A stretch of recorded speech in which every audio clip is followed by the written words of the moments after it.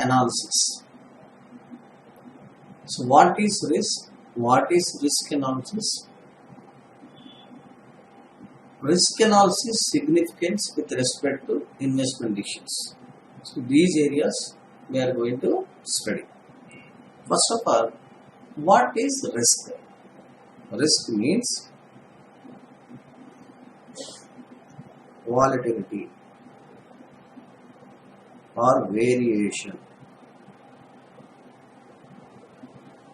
So it is something contrary to what we are expected.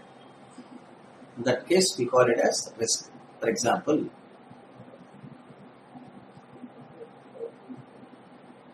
you have deposited 10 lakhs in State Bank of India account. The bank promised you to give 8% annual interest. In that case, every year you would receive interest of 80,000. Now tell me, is there is any difference between interest that you have expected and the actual interest? The obvious answer is no, because whatever we expected, we are going to receive the same. Actual is equal to expected. So if any case, if actual is equal to expected, then we can say that it is certain, there is no risk. Similarly, you put this 10 lakhs in share market.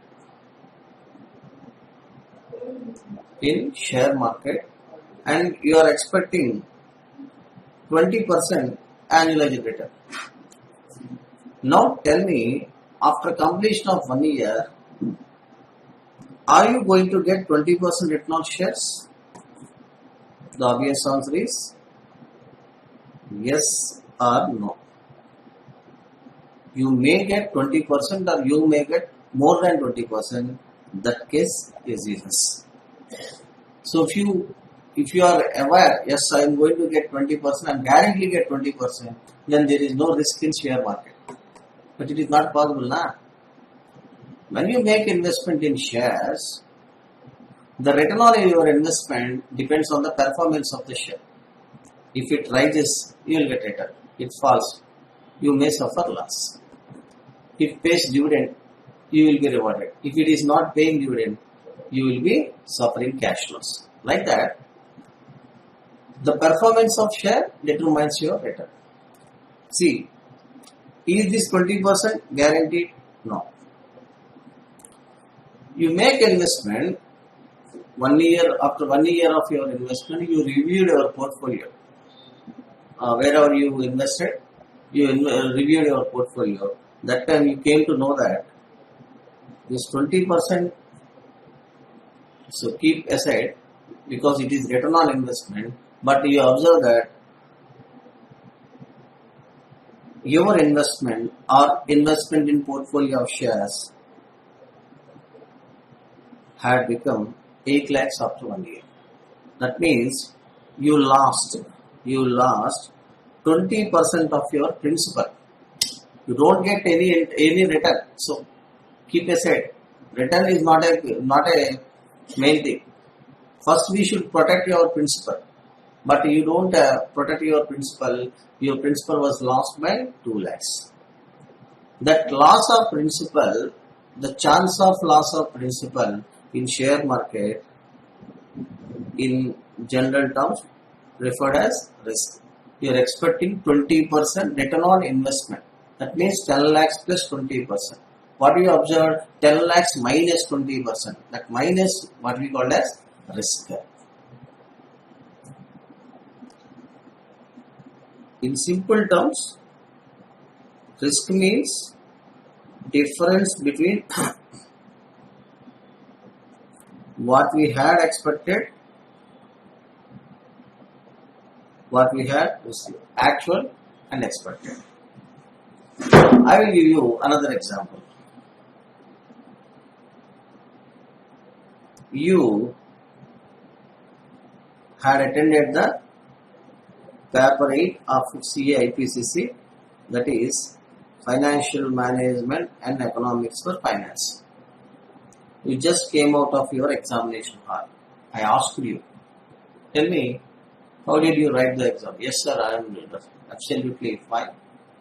Then I asked you, everything is fine now. Then how many marks you are expecting from this paper? You are saying that 60 to 80. It is not the distance between Guntur and Vijayawada. Tell me how many precise marks you are going to get. No, sir. 60% chance that I will get 60. 80% chance that 40% chance that I will get 80. So if you average this 60 into 36, 60 into 60, 36, 80 into 40, 32, 68, almost say 70. I'm expecting around 70 marks from this paper. This is expectation after writing your examination. Meanwhile, after 2 months, the result has come out, and the student has observed that he got 80 marks. This is balle time. He is doing balle, because he got 12 more additional marks than he expected. That is fine. This is one scenario.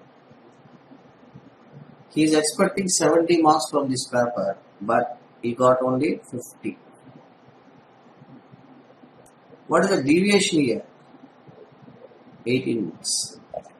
That 18 marks not only affect the performance of FM and economics, it will affect the result of the entire group and the result of both groups.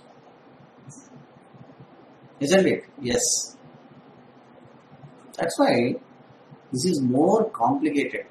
When you lost 8 marks, it is not an easy thing. 1 mark, a deviation of 1 mark may decide your result. Your fate may be changed by change of 1 mark in the final exam. That's why everything is complicated here. So you are expecting 68, finally you got 50. That deviation, what we call as risk. Yes, there is a risk in CA examination, you know. What is risk? Your expectations are different from actual. What you had experienced, what you had expected, what you had eventually got, the both are different. Similarly, risk can be measured. You can say with reasonable assurance, sir, I am going to get 60 marks, 70 marks, because you had an estimate. Basing upon your performance, you had an estimate. Yes, I am going to get these marks, I am going to get these marks. You had an estimate. Whereas another word is there, uncertainty. Few people interchangeably use these two words, and they define risk and uncertainty, both are equal. But in reality, risk is different from uncertainty. You can calculate risk with reasonable assurance. Yes, we can predict. Risk can be predicted. So once you write the examination, yes, you know how many marks you are going to get, and the deviation will also know, because you are estimating marks based on the conservative basis. Suppose if you are guaranteed that from this question I am going to score 7 marks, but you don't take 7 marks, you take just 5 marks or 6 marks. In that case, there is conservative estimate. In that case, when you had a conservative estimate, your actual result almost synchronizes to your expected. The deviation will be very slight. Whereas another student from the same class has come out and he is smiling. There was some glow in his face, I asked him, man, how many marks you are expecting from this exam? Are you getting exemption? He's saying, sir, I don't know anything. What I wrote in the examination, only examiner can know. How many marks I am going to get, he only knows. I don't know anything. I may get 0 to 100 marks. 0 to 100 marks. That is the greatness of him. Now tell me, he is saying any specific mark? No. He is giving a range of 0 to 100%. So 0 to 100%, anything can happen. He may get 0, he may get 1 mark, he may get 2 marks, he may not get 100 marks. That is assured. This is called uncertainty. Risk can be measured, uncertainty cannot be measured. So we can predict few things, we cannot predict few things. Coronavirus, we can't predict that. That is uncertainty. That not only affects the China, it will affect the entire country. Got it? So, in case of risk, we can have a reasonable estimate. In case of uncertainty, we don't have any estimates. That's why in analysis, we can't take any uncertainty. If I had any uncertainty, I don't go for that. See, what is risk analysis? This risk analysis is just continuation or extension of investment decisions. In investment decisions, you have forecasted future cash flows, both operating cash flow and terminal cash flow. You have forecasted cost of capital. You have forecasted investment. These are merely estimates. But while appraising an investment proposal, we presume that whatever we estimated from the available information, that will prevail in the future. For example, in the first year, second year, third year, you had an estimate of cash flows. In first year, you are estimated that you will get 2 lakhs from the project. Second year, first year 1 lakh, second year 2 lakhs, third year 3 lakhs. Then you presume that whatever estimation was done, this was received, this was provided at the end of first year, second year and third year. In that case, whatever expected is going to be received. There is no deviation here. You are saying that this is a risk-free project. But in reality, this 1 lakh is merely an estimate. The actual value may be different than this 1 lakh. You may get more than 1 lakh or less than 1 lakh. In second year, you may get more than 2 lakhs or less than 2 lakhs. Like that, there will be some deviation of actual cash flow from the expected. That deviation, we call it as risk. With respect to investment decisions, risk can be defined as the variability of actual cash flow or the volatility of actual cash flow from the expected is known as risk. See, if you get more than what you are estimated, then there will be no issue. If you get less than what you are expecting, sometimes a project which is estimated to give some profit may turn out to be a loss-making project. That's why estimation of cash flows must be done with precise. Whatever cash flow you are estimated, that must be received, at least a value near to that must be received. Therefore, a decision maker has to ensure is there is any variability of actual cash flow with respect to estimated. If there is any scope for a deviation, if there is deviation, then how to overcome that situation? To overcome that situation, we used certain tools called as risk analysis tools to evaluate the profitability of the project.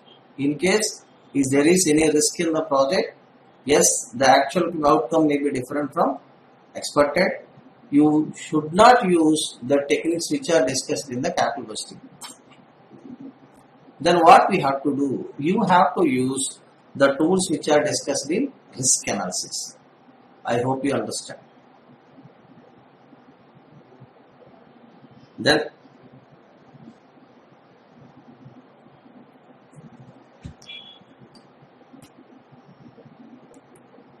what is the meaning of risk? In capital budgeting, we assumed that the investment proposals do not involve any risk and cash flows of the projects are known with certainty. Yes, whatever we estimated, that should be received. There is no deviation. Then only we call it as certain. This assumption was taken to simplify the understanding of this concept, but however, in practice, this assumption is not correct. Investment projects are exposed to various degrees of risk. A decision to take up or leave out, to accept a project or to reject a project, depends on expectations of future cash flows. Such expectations are based on the information that is currently available. The future by definition is uncertain. Anything can happen. Therefore, cash flow when they occur are likely to be different from estimated. That deviation we call it as risk.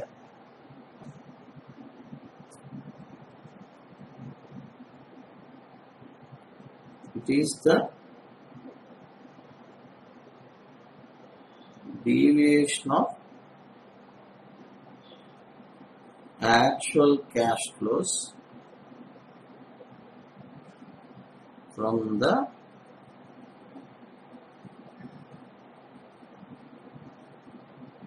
expected cash flows.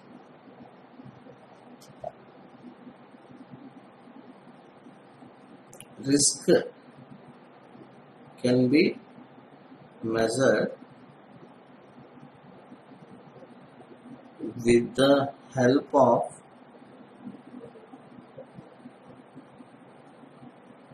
probability.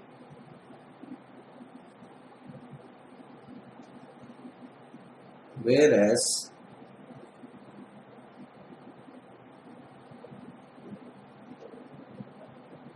uncertainty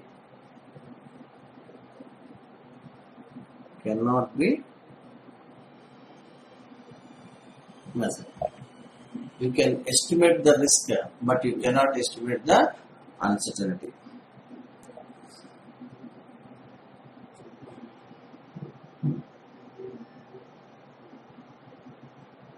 A project with risk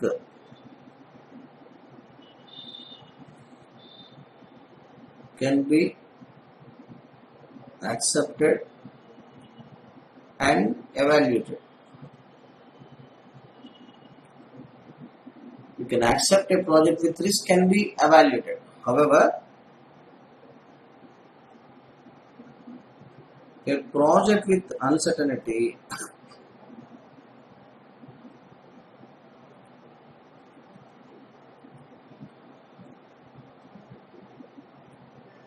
should be rejected. So you came to know that there is one investment proposal and involving a capital investment of say 2 crores. You ask that person, sir, yes, if I invested 2 crores, how much return I am going to get? In first year how much, in second year how much, third year how much? He is saying that in first year you may get 2 lakhs to 20 lakhs. In second year 50 lakhs to 70 lakhs. You tell me what is the reasonable level, but I don't know. They are saying that I can't predict that. I don't know how much return I am going to get. That case, if you don't have any assurance of receiving the future expected benefit, at least near to the future expected benefit, you can't make investment. So those projects, if you don't have any certainty, those projects should be rejected. That's why in this case, we are evaluating few projects. They have risk. Risk means the estimated profit might be different from the actual profit. That case, how to handle that project, how to evaluate the profitability of the project. That is the discussion here. So this one is not accepted. Now,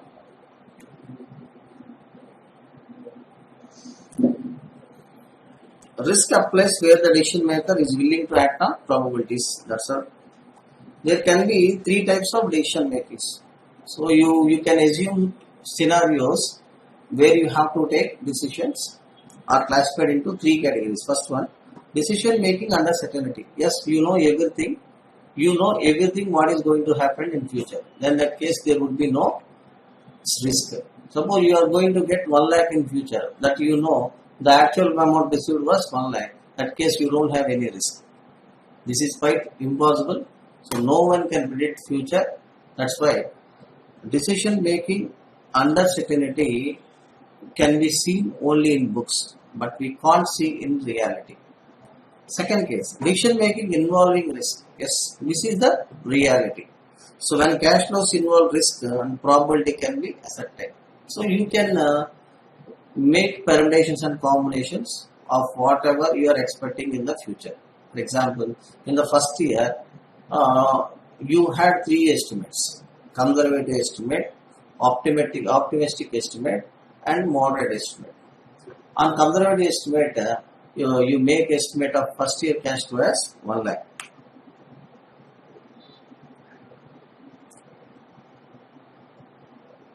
And moderate estimate 1,50,000. On optimistic estimate 3 lakhs. So this is worst case, moderate case, best case. I am asking you, what is the chance of getting 1 lakh?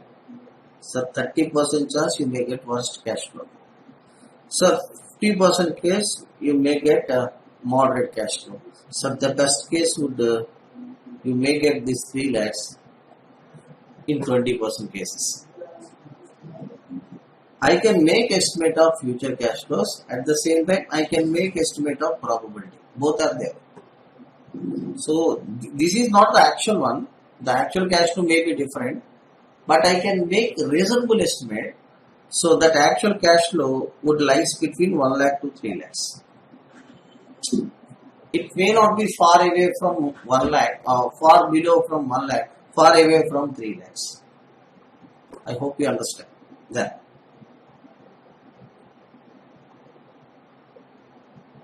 This is decision making under risk. Decision making under uncertainty. You don't go for investment.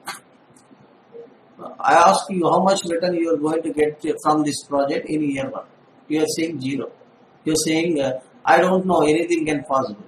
If you are saying like that, 0, anything can possible, there is huge uncertainty. I don't go for investment. When the cash flows are uncertain and probability cannot be the same. So this risk can be analyzed, studied with the help of these techniques. These are called risk evaluation techniques, classified into 3 categories: conventional, statistical, and other techniques. In conventional, we have 2 techniques: RADR and certainty equivalent factor, 2 things. In statistical techniques, we have 3 tools are there: probability, variance and standard deviation, coefficient of variance. And finally, other techniques: sensitivity analysis, scenario analysis, simulation and decision tree. So this simulation and decision tree has been removed from the syllabus, but in the first case, in the first examination, which was conducted in November 2018, these two techniques were included. Later on, in the modifications, these two topics are removed. Right now, these two topics are not covered in IPCC syllabus. So first we are discussing conventional techniques. After completion of conventional techniques, we move forward to statistical, then other techniques. So in conventional techniques, we have two techniques, RADR and certainty equivalent approach.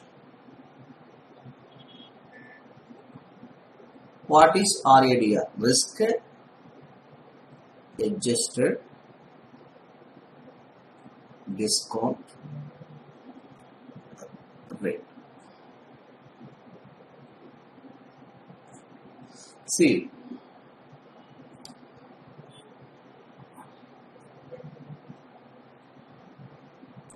any project must give minimum return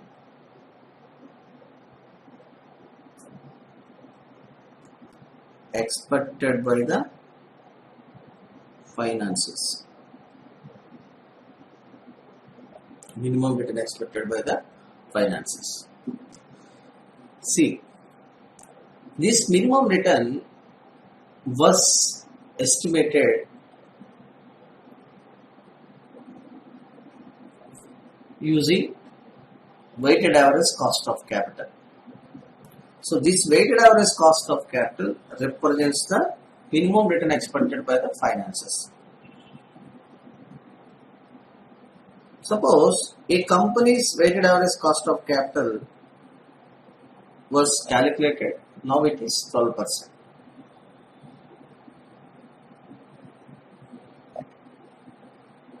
This 12% is the minimum return expected from the any project.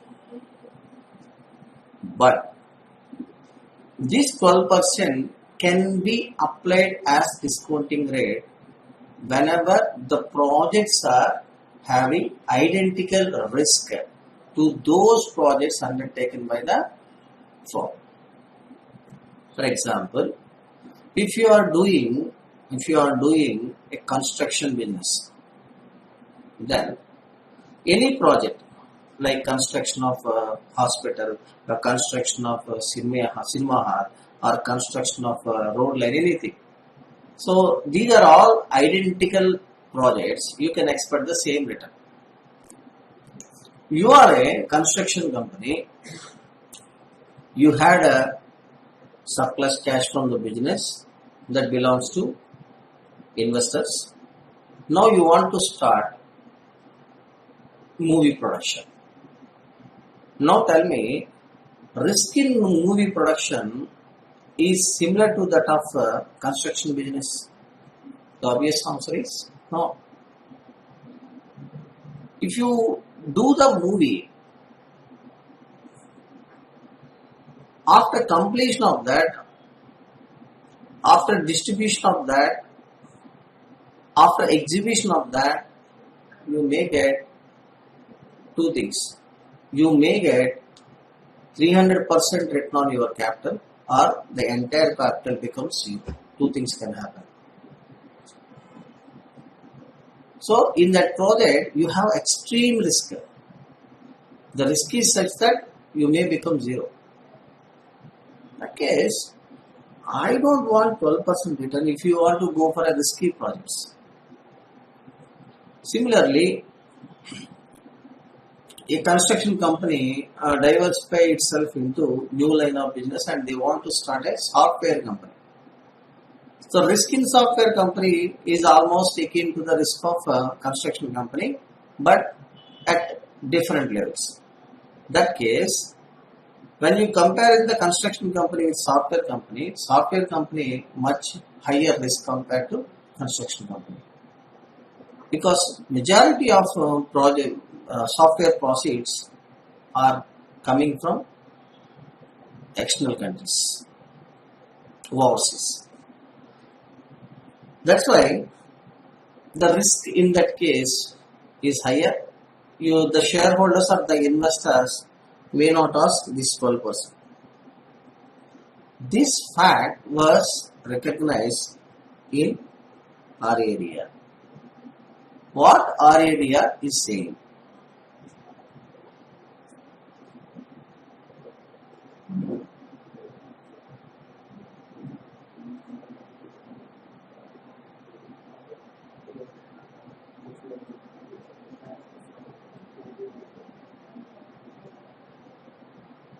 The discount rate in capitalization represents expected rate of return from the project, that is KO.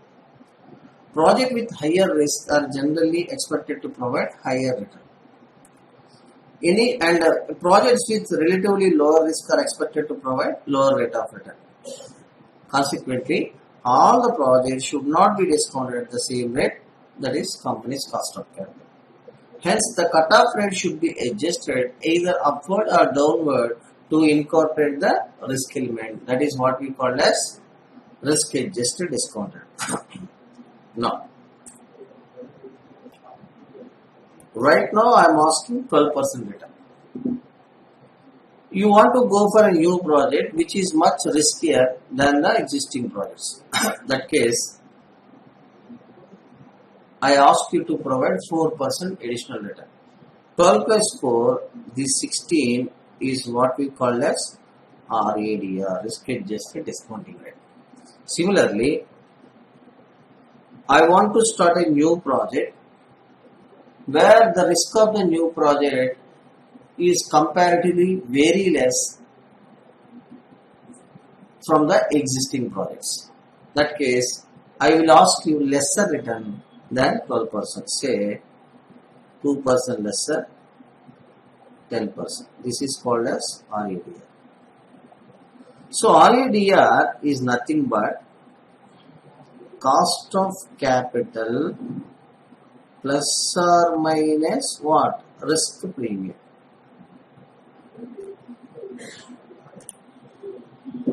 Risk premium. So how to compute? How to evaluate? See,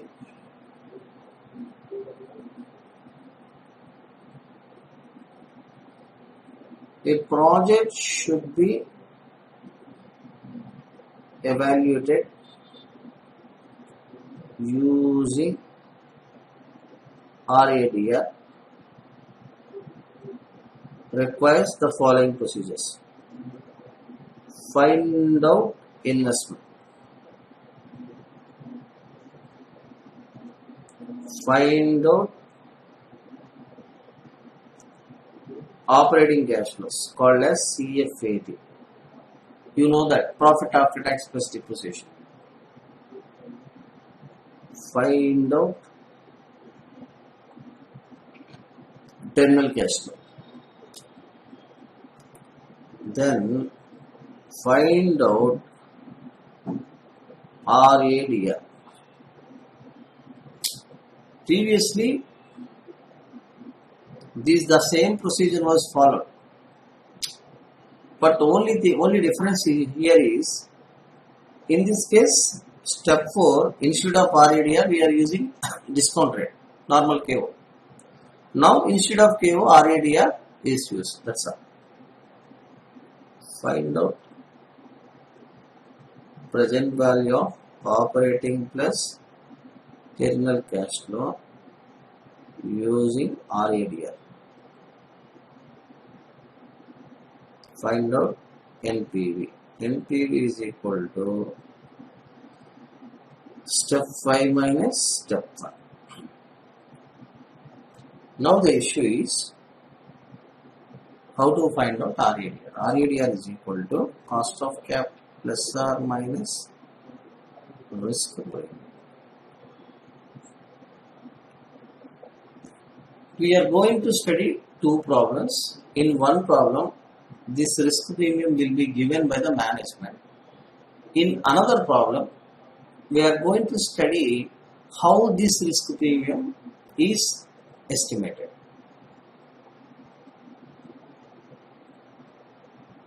So let us start problem number 1.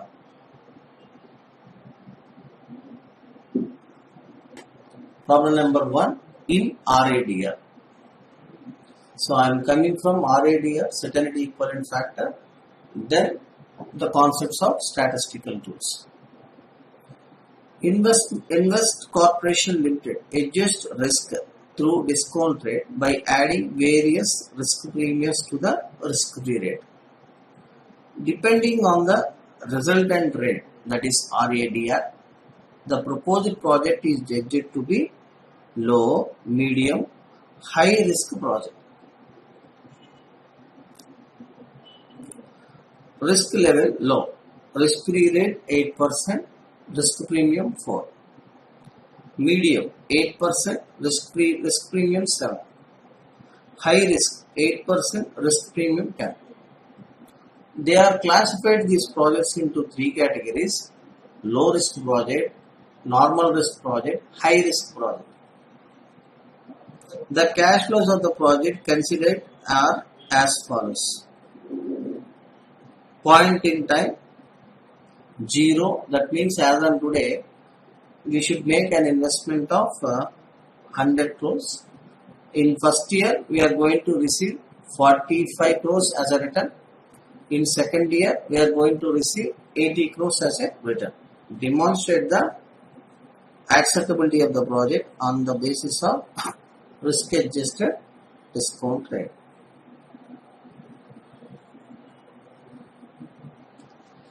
So demonstrate the acceptability of the project on the basis of risk adjusted discount rate.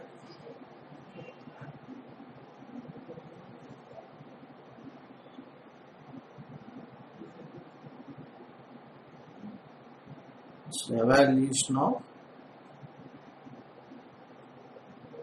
project on the basis of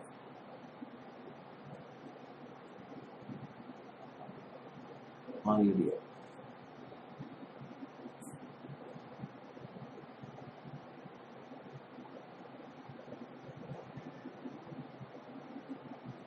RADR is equal to low risk 8 plus 4.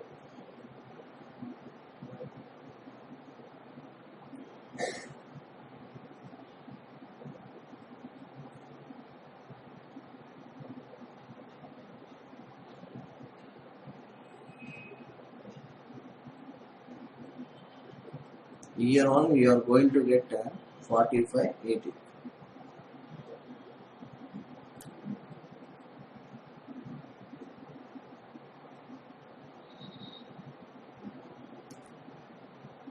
So take present value factor set.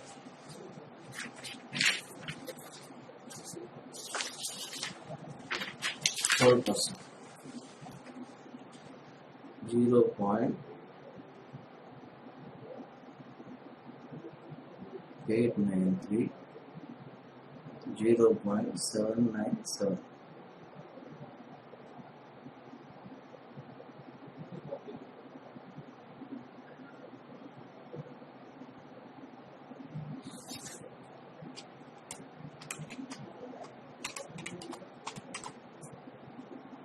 $40.185, 80 into 0.797, 63 point.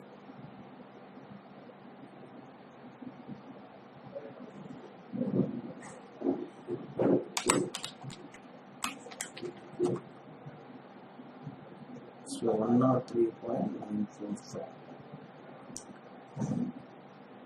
100.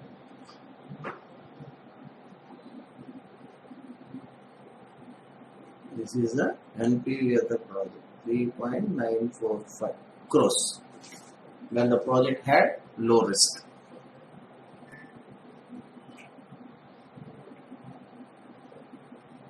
Second case, medium risk level.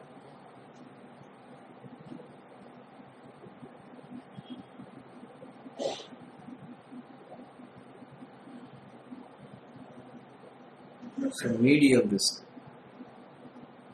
RADR is equal to 8% plus How much is the risk premium? 7%.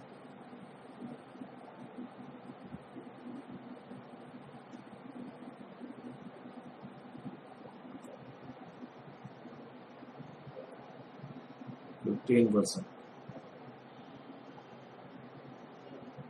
Y1, Y2. Cash plus 4580.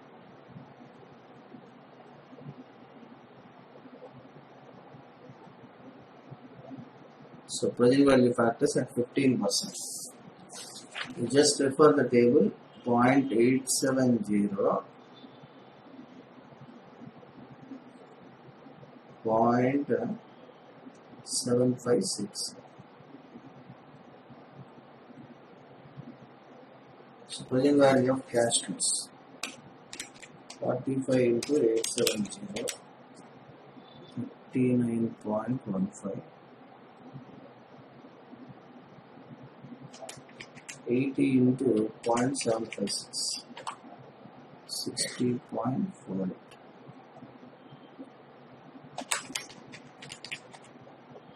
$99.63. So Y0 investment 100.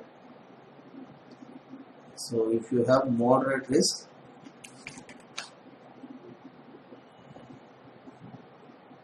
37 lakhs is the expected loss. High risk.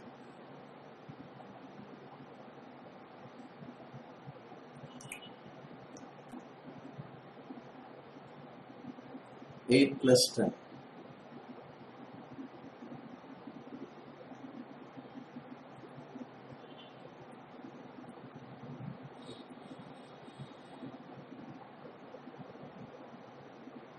Y1, Y2, 45, 80. 18%. 0.847, 0.718.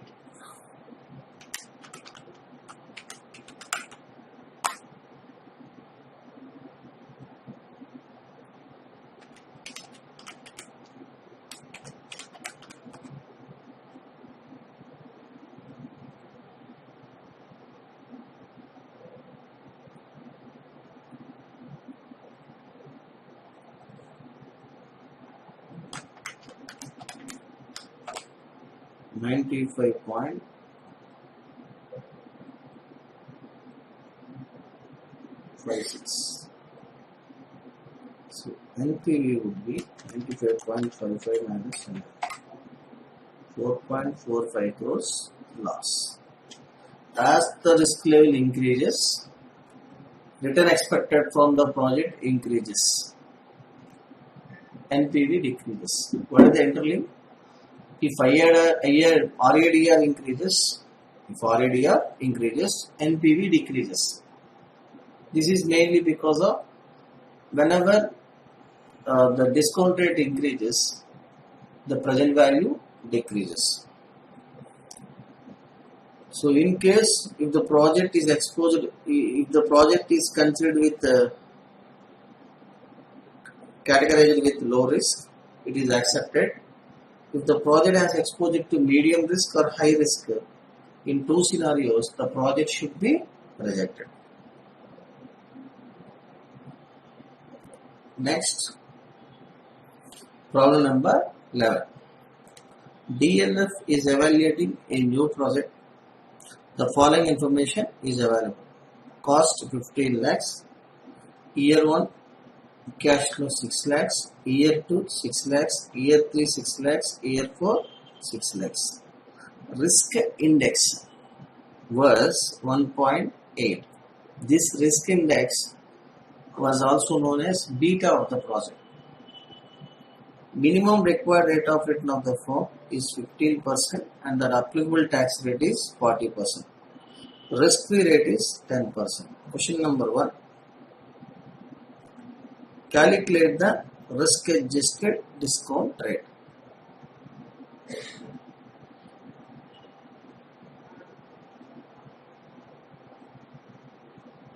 RADR is equal to RF plus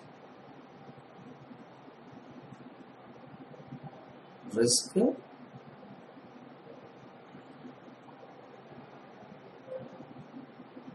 premium. So in the previous question, the risk premium was computed and given. So in this question, to find RADR, we need risk premium that was not available. So how to find risk premium? That is the discussion here. Beta of a project is given as 1.8. See, my dear friends, project beta is a measure of risk.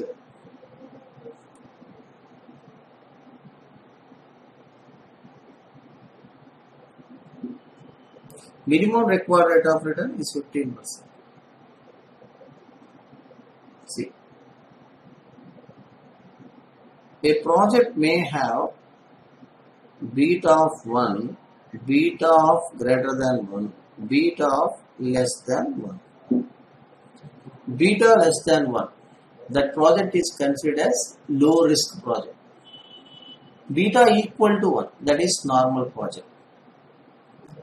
Beta greater than 1, that is high risk project. See, from the normal projects, the firm expecting a return of 15%. That is 5% above the risk-free rate. From the normal project, 15% is collected as inbound return. It is having a beta of 1. If the project beta increases, risk increases. In that case, we need high risk premium from the project. Now, RF plus risk premium. What is the RF here? What is the RF here? 10%. I think. Yes, 10%. Plus 1.8, that is the beta risk factor, into return on normal project minus RF. 10% plus, what is the return on normal project? 15% minus 10%. 5 into 1.8. 9%. That equal to 10%. 10 plus 9, 19%.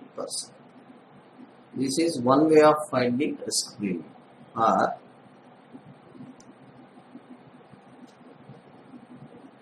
RADR is equal to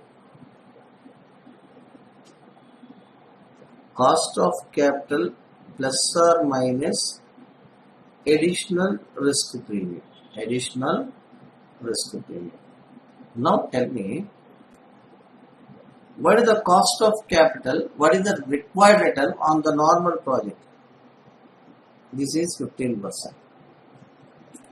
I told you the risk of normal project or the beta of normal project is always equal to 1. But the given project had a beta of 1.8, which is 0.8 higher than normal project. In that case, for undertaking 0.8 risk, we need additional risk premium. 0.8 is the additional risk. So 1.8 minus 1, that is 0.8, into what is the risk premium? 5%.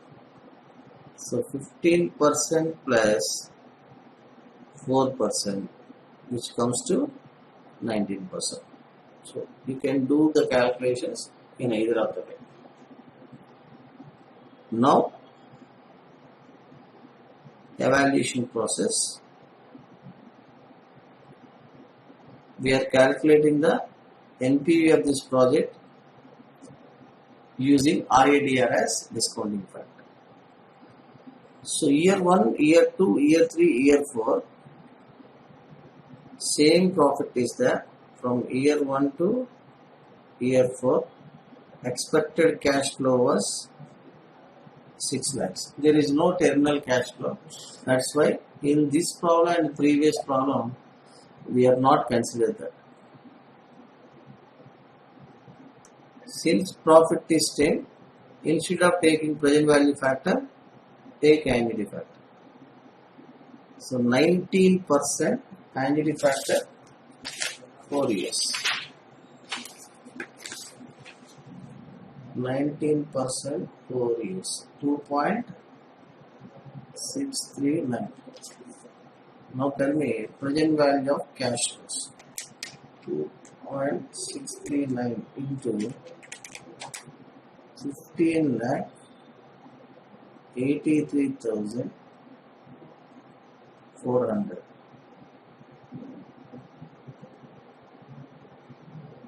Investment 15 lakhs.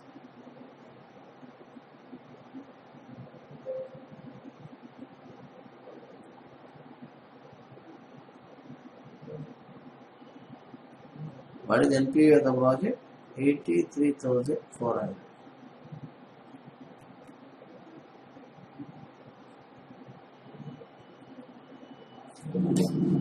Since the NPV of the project is positive, the project should be accepted. Since NPV is positive, project should be accepted. What is the difference between the previous problem and this problem? In the previous problem, the risk premium was calculated and given. This problem, risk premium was not given. So now to learn that how to find the risk premium.